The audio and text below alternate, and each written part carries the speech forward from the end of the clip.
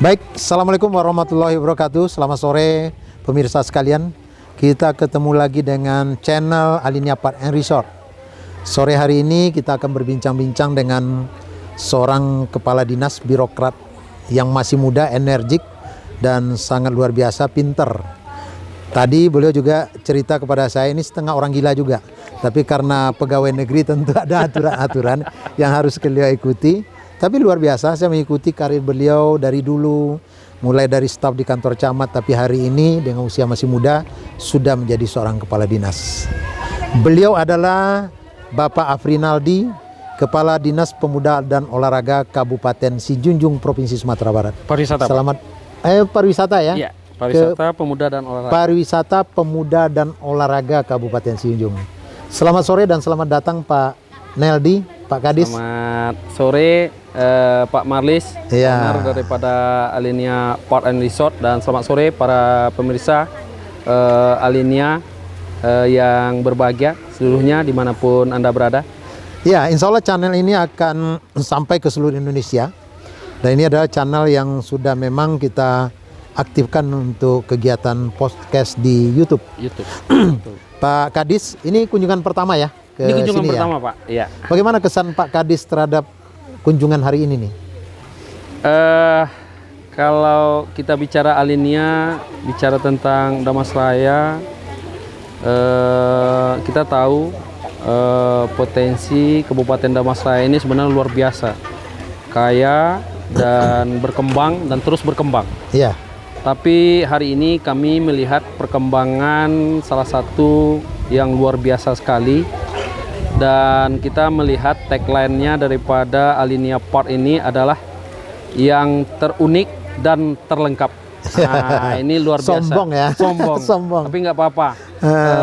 Saya menemukan tagline-nya itu yang terunik dan terlengkap itu ternyata memang tidak salah. Alinea Park and Resort memakai branding seperti itu karena kemarin Alinea Park baru gaungnya saja. Hari ini kami datang kemari dan membuktikan sendiri Alinea Park berkembang luar biasa. Mau datang kemari semuanya ada di Alinea Park. Seperti itu dulu. Saya nggak mau cerita banyak. Tentunya Bapak Ibu dan kawan-kawan semua, para penikmat, pecinta wisata buatan dan alam ada di Alinea Park. Silakan datang berkunjung. Terima kasih Pak Kadis. Hari ini kalau nggak salah Pak Kadis membawa rombongan yang cukup lengkap ya. Siap. Jumlahnya kurang lebih 50 orang. 50 orang. Anak-anak muda Pokdarwis di kabupaten. Apa alasannya memilih ke sini Pak Kadis?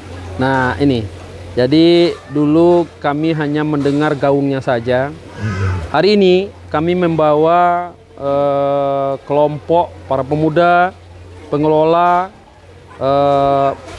Pokdarwis, kelompok sadar wisata se-Kabupaten Sijunjung, lebih kurang 50 orang para penggiat destinasi wisata yang ada di Kabupaten Sijunjung untuk melihat sekaligus merasakan dan sekaligus mereka mendapatkan experience tourism. Bagaimana Bapak Marlis sebagai owner daripada Alinea Park and Resort ini berangkat mengembangkan Alinea Park dari suatu yang katakanlah hanya kebun sawit, tapi tiba-tiba di tengah-tengah kebun sawit ini ada surga destinasi wisata yang luar biasa indahnya. Makanya kami bawa Pokdarwis kemari untuk langsung melihat, merasakan dan menyaksikan, sekaligus bertukar pikiran bagaimana mengembangkan suatu yang tidak ada nilainya menjadi punya value, nilai yang luar biasa seperti Alinea Park ini, Pak. Baik, terima kasih Pak Kadis. Sekarang kita pindah sedikit ke Sijunjung ya. Siap. Sijunjung itu kampung saya. Iya. Tapi jangan ditanya kenapa saya investasi di sini Pak Kadis. Sama saja Sijunjung dan Damasraya sama. Siap. Itu kampung saya kedua-duanya. Sijunjung dari sisi pariwisata kita jauh lebih maju dibandingkan Damasraya. Kenapa? Karena kita punya ikon di sana yang sudah diakui oleh dunia, yaitu Siloke ya. Ya, kemudian juga rumah adat, perkampungan adat yang satu-satunya di dunia. Nah, ini adalah potensi-potensi yang punya nilai untuk kita kembangkan. Nah, kalau boleh Pak Kadis bercerita kepada pemirsa, kira-kira bagaimana strategi Pemda Kabupaten Sijunjung ke depannya untuk mengoptimalkan potensi yang ada itu, sehingga sektor pariwisata itu menjadi lokomotif penggerak ekonomi di Kabupaten Sijunjung, kabupaten yang kita cintai. Silakan Pak Kadis. Baik, para pemirsa channel YouTube Alinea Park Sijunjung, sebenarnya beberapa waktu yang lalu kita belum mengenal kepariwisataannya yang katakanlah seperti sekarang, dengan kita punya branding Geopark Nasional, Geopark Ranah Minang Siloke, dan juga perkampungan adat yang kita bangun yang saat ini masih original. Orang akan menemukan bagaimana Minangkabau itu secara miniatur ya, betul. Di Sumatera Barat. Datangnya dan lihat serta saksikan, menginap di homestay di perkampungan adat. Nah, salah satu strategi kita adalah dengan memaksimalkan potensi tersebut. Pimpinan daerah, Bapak Bupati, Bapak Wakil Bupati beserta jajaran dan Badan Pengelola Geopark yang diketuai langsung oleh Bapak Sekda, kita memaksimalkan potensi geopark kita yang ada. Betul. Karena di sana ditemukan keunikan bebatuan yang berumur ratusan juta tahun. Orang mau ke Sijunjung menginap di perkampungan adat, terus ke kawasan Geopark Siloke yang secara delineasi itu merupakan seluruh kawasan Kabupaten Sijunjung. Kita maksimalkan dengan promosi pariwisata. Kita manfaatkan jejaring, kita manfaatkan hubungan baik dengan seluruh pentahelik yang ada, pentahelik pariwisata, dan kemudian kita juga melaksanakan event-event untuk mendatangkan para wisatawan, pengunjung ke destinasi yang ada di Kabupaten Sijunjung. Ya, bagus. Saya juga merasa optimis karena kenapa? Kepala daerahnya muda, wakil bupatinya muda, sekdanya muda, kepala dinasnya juga muda-muda. Jadi ini adalah potensi-potensi SDM yang kita harapkan mampu mengangkat Sijunjung itu jauh lebih hebat dibandingkan dengan masa-masa lalu ya. Nah, mungkin kita masuk sedikit Pak Kadis, strategi ke depan ya. Kita sebentar lagi kan akan mengakhiri tahun 2022. Kita akan masuk pada tahun 2023 dan kata orang-orang di dunia ini akan terjadi resesi. Ya, mudah-mudahan tidak sampai lah dan tidak sampai ke daerah kita ini.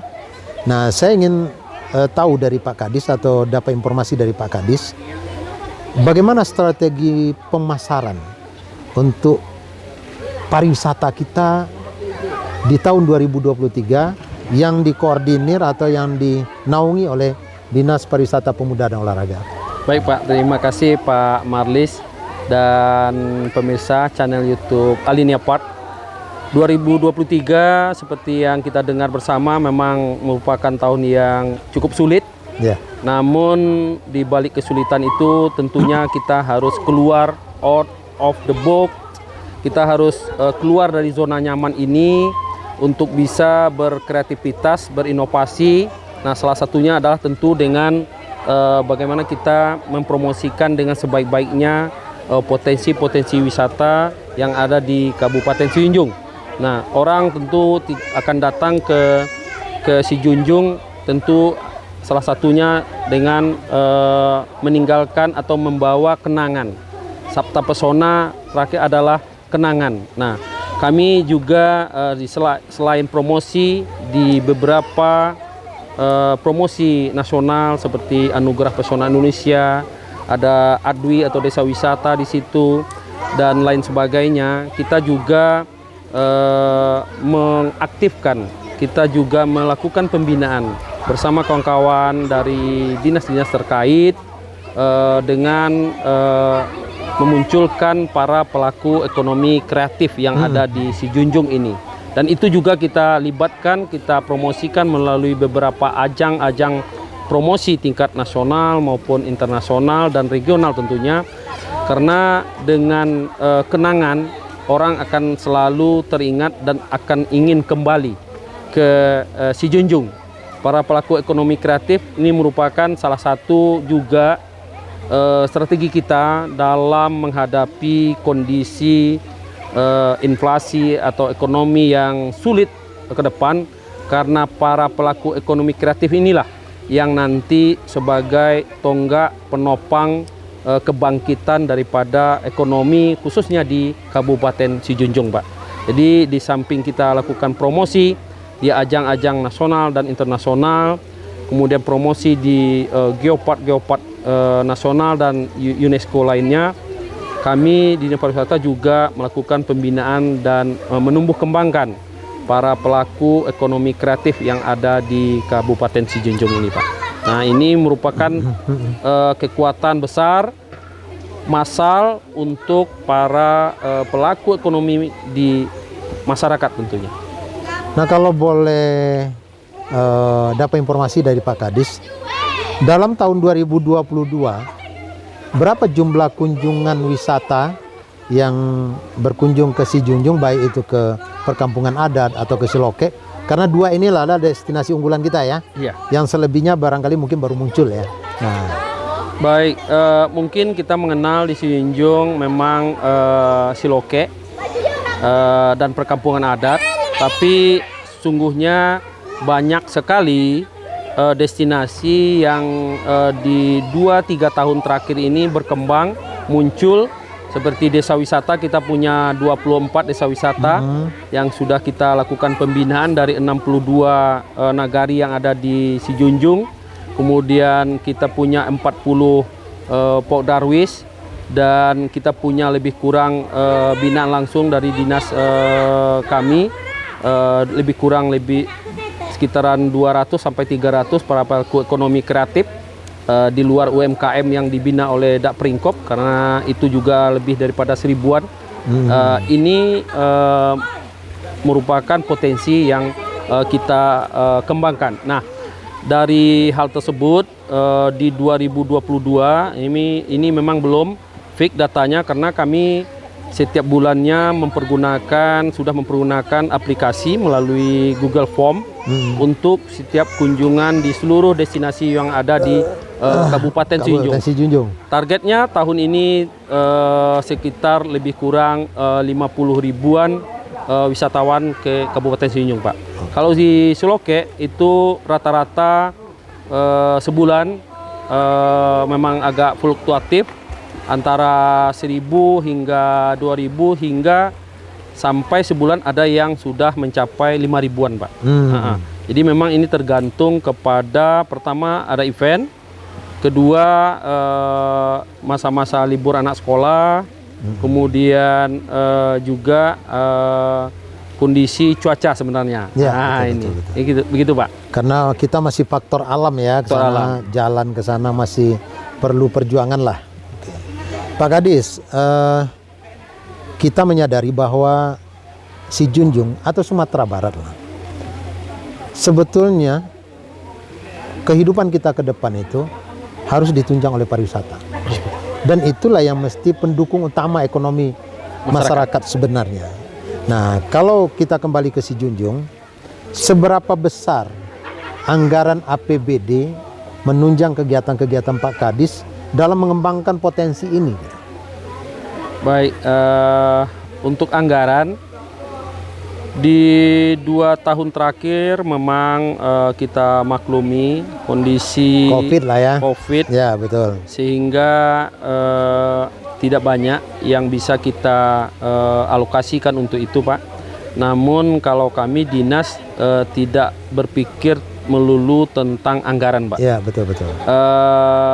Di Sijunjung sesuai dengan tema pembangunan yang dicanangkan oleh Bapak Bupati, bahwasanya temanya adalah sinergitas melalui geopark Ranah Minang Siloke dari seluruh stakeholder yang ada di Kabupaten Sijunjung dalam rangka peningkatan ekonomi masyarakat. Anggaran itu tidak melulu semua ditompangkan ke Dinas Pariwisata Pemuda Olahraga, Pak. Jadi kita bisa mungkin di PU, untuk sarana prasarananya di PU, untuk lampunya di Dinas Perhubungan, Iya, keamanannya di Pol PP, untuk kebersihan lingkungannya ada di Perkim LH, Betul. dan ada UMKM-nya ada di Dakpringkop dan lain sebagainya, Pak. Oke. Nah, seperti itu. Jadi Pak. kolaborasi. Kolaborasi, Pak. Memang sinergitas, kolaborasi dan koordinasi antar OPD yang saat ini menjadi tumpuan kita dalam membangun kepariwisataan. Kalau dengan APBN, Pak, lumayan ini besar nggak? Kalau APBN terus terang tahun ini dan tahun besok kita untuk alokasi DAK fisik kita memang tidak mendapatkan lagi. Oh, Karena kondisi negara kita juga dan kita memang bukan daerah yang lock free skala prioritas, bukan seperti itu. Alhamdulillah, namun dengan adanya Geopark Ranah Minang Siloke ini setiap tahun dalam 3 tahun terakhir dan insya Allah tahun depan juga ada, kami selalu disupport dengan DAK non fisik, Pak, malah untuk peningkatan kapasitas building, capacity building atau SDM dari para pelaku pariwisata kita melalui dana DAK non fisik. oh gitu. Iya, itu lebih kurang rata-rata sekitar 0,5 miliar setiap tahunnya, Pak. Tapi lebih banyak ke kapasitas, peningkatan kapasitas. SDM. Nah, ini kan bicara Siloke nih Pak Kadis. Siloke itu kan baru yang ada alam ya. Alam. Kita bisa jual alam itu, tapi tentu dengan ada infrastruktur pendukung yang lainnya. Nah, bagaimana kalau dengan keterbatasan anggaran tadi, apakah APBD atau APBN itu, Pak Kadis mensiasati supaya jumlah kunjungan kita semakin meningkat? Karena ini sudah potensial ini. Cuma kalau tidak didukung dengan infrastruktur yang lain, tentu orang juga akan enggan ya ke situ ya. Nah, ini gimana kiat-kiatnya nih Pak Kadis?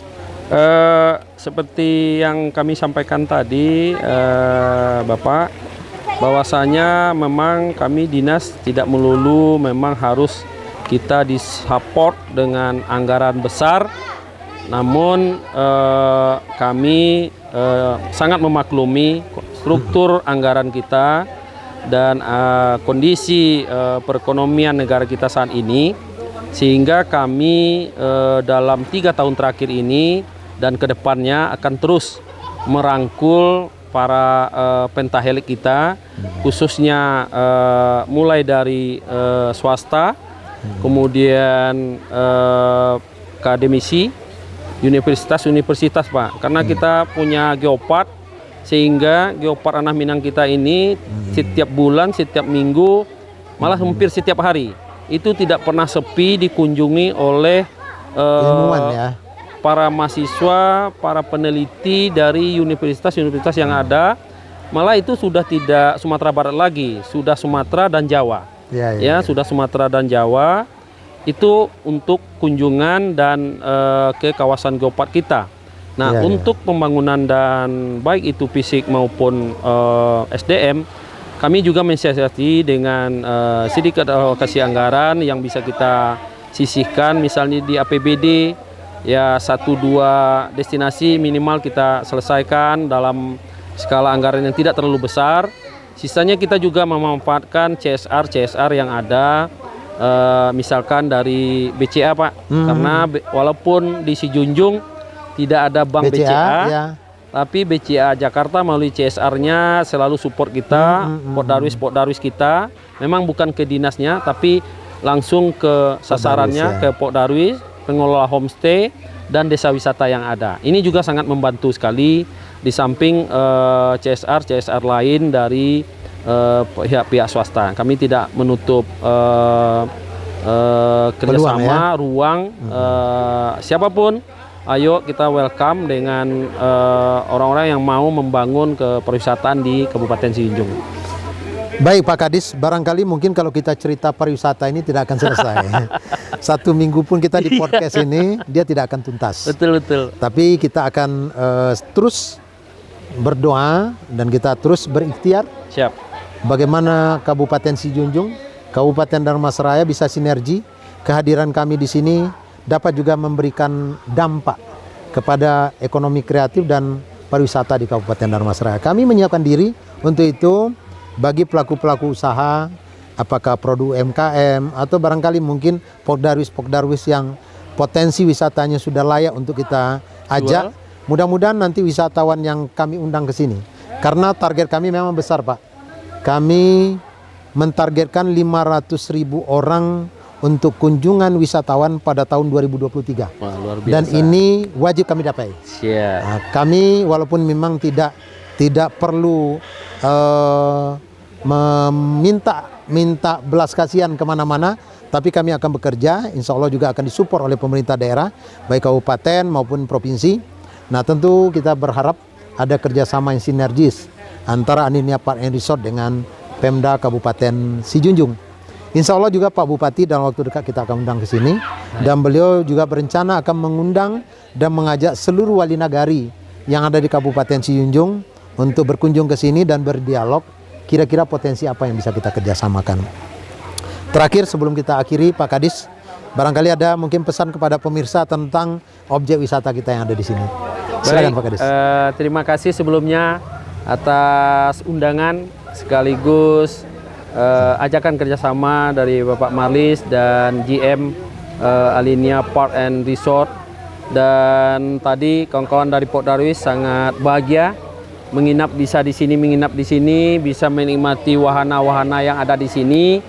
Tentunya kami menghimbau para pengunjung, pemirsa channel YouTube Alinia Park and Resort, datanglah ke Alinia Park and Resort di Kabupaten Damastraya, karena Alinia Park and Resort adalah wahana destinasi wisata alam dan buatan yang terunik dan terlengkap yang ada di Sumatera.